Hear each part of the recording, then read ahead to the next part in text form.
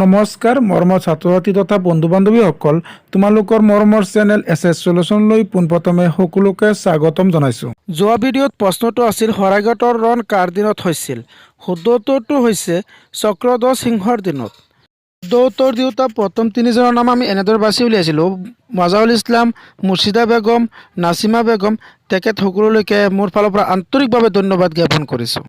আজিৰ ভিডিঅ'টোত লৈ আহিছোঁ তোমালোকৰ বাবে অসম বুৰঞ্জীৰ অতি গুৰুত্বপূৰ্ণ কেইটামান প্ৰশ্ন উত্তৰ। এই প্ৰশ্ন উত্তৰসমূহে বিভিন্ন পৰীক্ষাসমূহত বিশেষভাৱে সহায় কৰি আহিছে।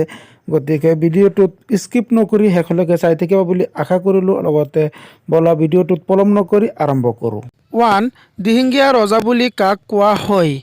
এ. চুহুংমুহুং, B. Sukapha, C. Sudangpha, D. চুকাংফা।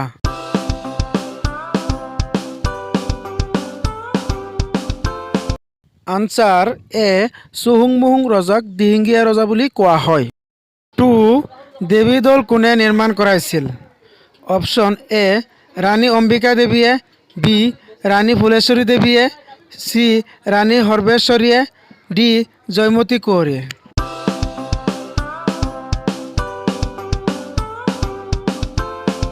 Answer B. Rani ফুলেশ্বৰীয়ে দেৱীদৌল নিৰ্মাণ কৰাইছিল। কুৱেশ্যন 3. কোনজন আহোম ৰজাক বামুণী কোঁৱৰ বুলি কোৱা হয়? Option A. Susenpha, B. Sukapha, C. Sudangpha, D. চুকাংফা।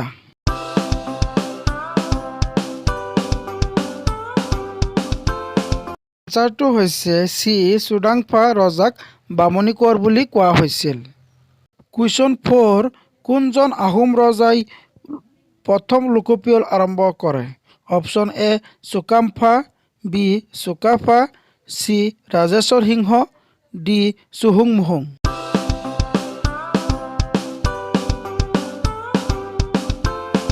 Answer D. চুহুংমুহুং ৰজাই প্ৰথম লোকপিয়ল আৰম্ভ কৰে। কুৱেশ্যন 5. বশিষ্ঠ মন্দিৰ কোনে নিৰ্মাণ কৰাইছিল? Option A. Rajeswar Singha, B. Rudra Singha, C. Gadadhar Singha, D. Pratap Singha.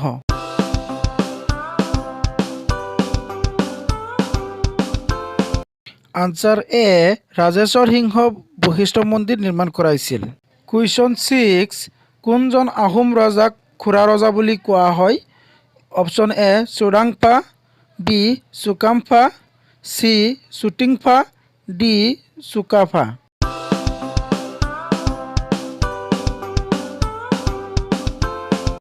Answer B. Sukampha ৰজাক খুৰা ৰজা বুলি কোৱা হয়। 7. প্ৰথম আহোম বৰ ৰজা কোন আছিল? Option A. Ambika Devi, B. Joymoti Kunwari, C. Phuleswari Kunwari, D. Sarbeswari.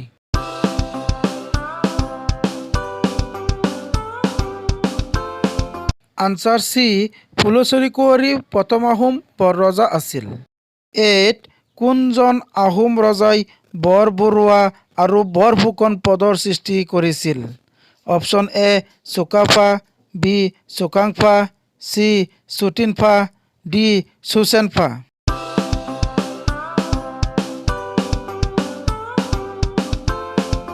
Answer D.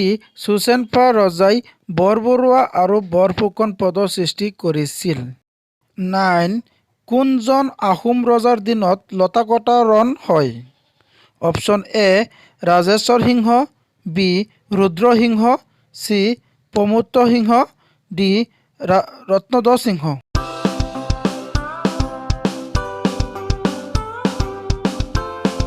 Answer A.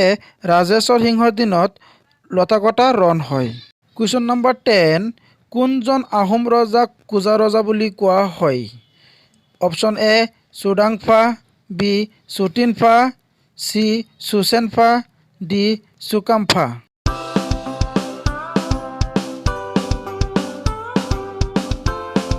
Answer B. Sutingphaa ৰজাক কোজা ৰজা বুলি কোৱা হয়। মৰমৰ ছাত্ৰ ছাত্ৰী তথা বন্ধু বান্ধৱীসকল, 11 নম্বৰ তথা অন্তিমটো প্ৰশ্ন তোমালোকৰ বাবে। প্ৰশ্নটো হৈছে আহোমসকলৰ শেষ স্বৰ্গদেউ কোন আছিল? Option A. Jayadhwaj Singha, B. Chakradhwaj Singha, C. Purandar Singha, D Ratnadhwaj Singha. ইয়াৰ উত্তৰটো যদি তোমালোকে জানা তেনেহ'লে তোমালোকে কমেণ্ট কৰি জনাবা। শুদ্ধ উত্তৰ দুটা প্ৰথম পাঁচজনৰ নাম ৰেণ্ডমলি বাছি উলিয়াই পৰৱৰ্তী ভিডিঅ'ত দি দিয়া হ'ব। তোমালোকে যদি এতিয়াও মোৰ চেনেলটো ছাবস্ক্ৰাইব কৰা নাই তেন্তে এতিয়াই মোৰ চেনেলটো ছাবস্ক্ৰাইব কৰি ল'বা আৰু কাষত থকা বেল আইকনত ক্লিক কৰি লাইক, শ্বেয়াৰ, কমেণ্ট কৰিবা। থেংক ইউ ফৰ ৱাচিং।